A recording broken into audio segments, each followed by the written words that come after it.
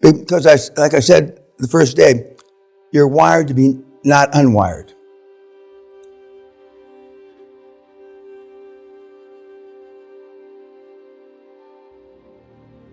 So everything that we do, we're just using Band-Aids for cancer.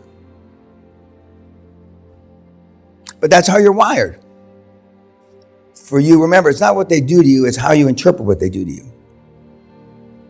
It's just like psychopathic killers.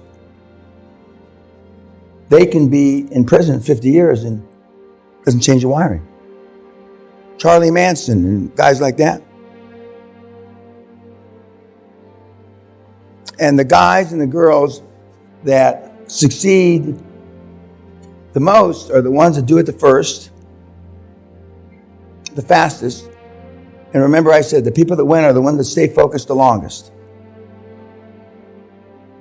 Almost every one of these guys and gals up here do QLA training hourly, not daily. Hourly. How bad do you want the money? Remember I said, and a couple of you looked kind of shocked and asked me questions, it's easy to get to the top. It's a cocksucker to stay there. And it is. I'm like this from the time I was thinking to myself this morning when I was brushing my teeth. And when I went to bed last night, there's not a 0.005% difference. Because my default is me. And for some people, that's so shocking. But you're never going to, if you're an introvert today, you're going to be an introvert when you die. And I hate to say it, but if you're a cunt today, you're going to be a cunt the day you die. But there's ways of getting around and using QLA, even if you're a coward. But I'm telling you how it is. I'm not telling you how you'd like it to be. It's not going to change it. And the ones that succeed the most keep their speech coaches, continue to be active in Toastmasters, and do all the things that we tell you to do, but they do them for the rest of their lives. Being all you can be is a full-time deal. And I've never seen a high-performance person that wasn't full-time. I've never seen a part-time high-performance person. Remember, 98% of the high-performance people that walk the planet are introverts. Zuckerberg, Gates, all these guys are introverts. Jobs was an anomaly. He was not an introvert. And as Peter said, first night he talked to you guys, he said that, I'd rather be successful or dead. Most of you in this room, not just this room, most of you that come to the seminar, at least by the morning of the third day, which is now, haven't made that choice yet.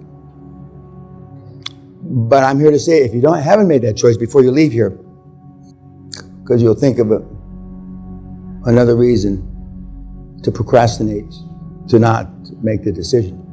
Because once you make the decision, once you draw the line in the sand, then you're making yourself accountable.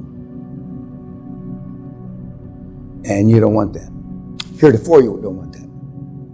These guys that tell you to read 2 books a day, or they say they read 2 books a day, it's such a fucking lie. But you listen to their podcasts, you buy their shit. It's such a fucking lie. And why do you, even if you don't believe it, you listen to it. And like a Chinese water torture, it's not the 50th or 500th or the 5,000th drop of water that makes you crazy.